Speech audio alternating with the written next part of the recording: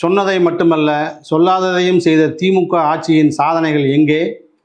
சொன்னதை ஏன் செய்யவில்லை என்று கேட்டால் அவையெல்லாம் வெறும் ஜூம்லா என்று சொல்லும் ஒன்றிய பிஜேபி அரசு எங்கே? சாதனைகளின் மறுபெயரான திமுக ஆட்சி மீண்டும் மலர்வது உறுதி என்று திராவிடர் கழகத்தின் தலைவர் ஆசிரியர் கி. வீரமணி அவர்கள் அறிக்கை விடுத்துள்ளார். நமது கூட்டணி கொள்கை கூட்டணி. ஒத்துழைப்பு கொடுத்த அனைவருக்கும் நன்றி. மே 5ஆம் தேதி மீண்டும் நமது முதலமைச்சர் கோட்டையில் அமர்வார். மதசார்பற்ற முற்போக்கு கூட்டணி கட்சி தலைவர்கள் கூட்டத்தில் திராவிடர் கழக தலைவர் தமிழர் தலைவர் ஆசிரியர் கி. வீரமணி அவர்கள் உரையாற்றியுள்ளார்.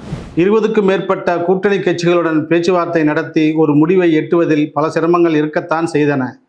கூட்டணி கட்சிகள் கேட்ட எண்ணிக்கையை மட்டுமல்ல, விரும்பிய தொகுதிகளை கொடுக்க முடியாத இடர்பாட்டை, இக்கட்டை புரிந்து கொள்வீர்கள் என்பதில் ஐயமில்லை.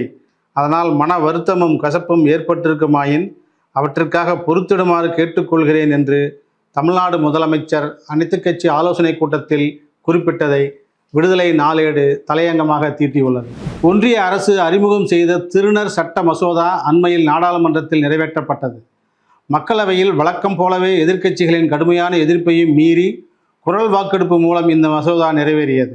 மாநிலங்களவையும் மசோதா ஒருமனதாக நிறைவேற்றப்பட்டது. தமிழ்நாட்டில் காவிகள் கால் ஊன்ற முடியாததற்கு காரணம் சுயமரியாதை இயக்கமும் அஞ்சா நெஞ்சன் அழகிரி போன்ற தளபதிகளின் உழைப்பும் தான் என்று திராவிடர் கழகத்தின் துணைத் தலைவர் கவிஞர் கலி பூகுன்றன் புரசைவாகத்தில் நடைபெற்ற சுயமரியாதை இயக்கத்தின் ஆணிவேர் பட்டுக்கோட்டை அஞ்சா நெஞ்சன் தளபதி அழகிரி அவர்களின் 77ஆம் ஆண்டு நினைவு நாள் கழக பிரச்சார கூட்டத்தில் உரையாற்றியுள்ளார். தமிழ்நாட்டிற்கும் டில்லிக்கும் இடையே நடைபெறும் தேர்தல் இது.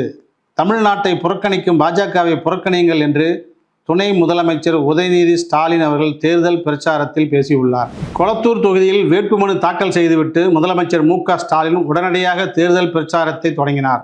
சாலையின் இருபுறமும் மக்கள் உற்சாக வரவேற்பு.